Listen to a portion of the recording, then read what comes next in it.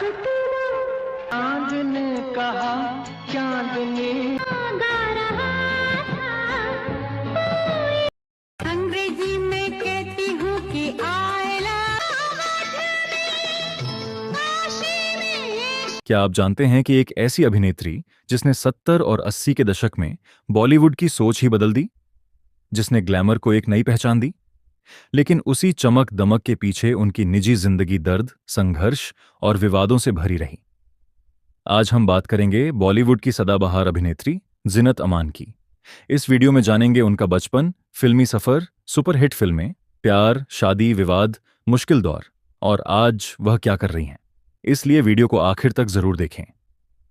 Number 1, बचपन और परिवार।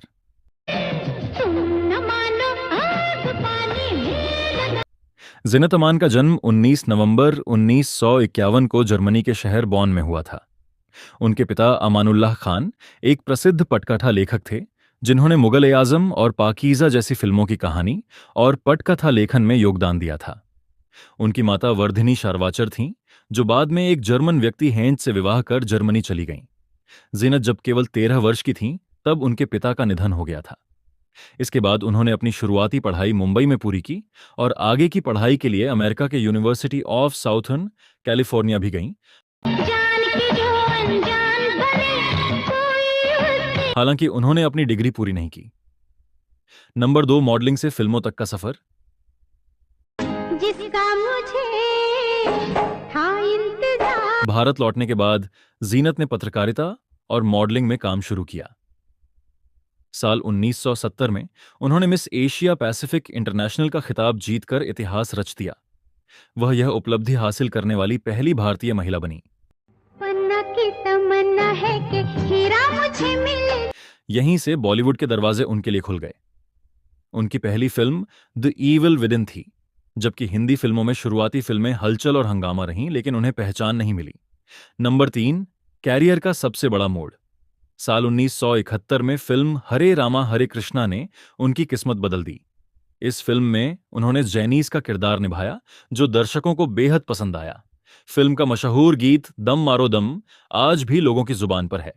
इस शानदार अभिनय के लिए ज़ीनत अमान को फिल्म फेयर सर्वश्रेष्ठ सहायक अभिनेत्री पुरस्कार मिला। अच्छा, हमारे गम में अब तक शादी भी नहीं की क्या? इसके बाद उन्होंने पीछे मुड़कर नहीं देखा। नंबर 4, सुपरहिट फिल्में। यशोमती मैया से बोले नंदलाल। 70 और 80 के दशक में ज़ीनत अमान बॉलीवुड की सबसे लोकप्रिय अभिनेत्रियों में शामिल हो गईं। उन्होंने कई सुपरस्टार्स के साथ काम किया। उनकी प्रमुख फिल्मों में शामिल हैं यादों की बारात, अजनबी, सत्यम शिवम सुंदरम, दोस्ताना जैसी कई सुपरहिट फिल्मों में काम किया।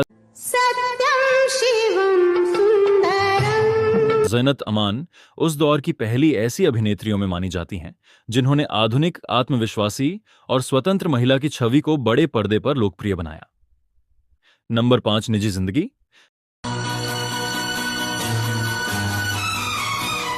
ज़ीनत अमान की निजी जिंदगी फिल्मों जितनी सफल नहीं रही। उनका नाम अभिनेता संजय खान से जुड़ा। दोनों के रिश्ते को लेकर काफी चर्चाएं हुईं। बाद में उनका रिश्ता बेहद विवादित तरीके से समाप्त हुआ। इसके बाद उन्होंने अभिनेता मजहर खान से विवाह किया। इस शादी से उनके 2 बेटे हुए, अजहन खान और जहान खान। हालांकि वैवाहिक जीवन में भी उन्हें काफी परेशानियों का सामना करना पड़ा। लंबे समय तक बीमारी से जूझने के बाद 1998 में मजहर खान का निधन हो गया। इसके बाद ज़ीनत अमान ने अकेले अपने दोनों बेटों की परवरिश की। नंबर 6, संघर्ष और वापसी। समुंदर में नहा के और भी। पति के निधन के बाद ज़ीनत ने फिल्मों से दूरी बना ली, लेकिन समय समय पर वे फिल्मों, विज्ञापनों और फैशन इवेंट्स में दिखाई देती रहीं। हाल के वर्षों में उन्होंने सोशल मीडिया, खासकर इंस्टाग्राम पर अपनी मौजूदगी दर्ज कराई, जहां वे अपनी पुरानी यादें, फिल्मी किस्से और जीवन के अनुभव साझा करती हैं। उनकी सरल और ईमानदार पोस्ट्स को नई पीढ़ी भी काफी पसंद करती है। आज ज़ीनत अमान फिल्मों में पहले की तरह सक्रिय नहीं है, लेकिन वह भारतीय सिनेमा की सबसे प्रभावशाली अभिनेत्रियों में गिनी जाती हैं। तुझे जाना है तो जा तेरी। उनकी फिल्में आज भी देखी जाती हैं और नई पीढ़ी उन्हें बॉलीवुड की सबसे स्टाइलिश और साहसी अभिनेत्रियों में से एक मानती है। दोस्तों, जीनत अमान की कहानी सिर्फ एक अभिनेत्री की कहानी नहीं है, बल्कि यह सफलता, संघर्ष, साहस और आत्मविश्वास की भी कहानी है। क्या देखते हो? अगर आपको यह वीडियो पसंद आया हो तो वीडियो को लाइक करें, चैनल को सब्सक्राइब करें और कमेंट में बताइए कि जीनत अमान की आपकी पसंदीदा फिल्म कौन सी है। मिलते हैं अगले वीडियो में एक और शानदार बॉलीवुड बायोग्राफी के साथ।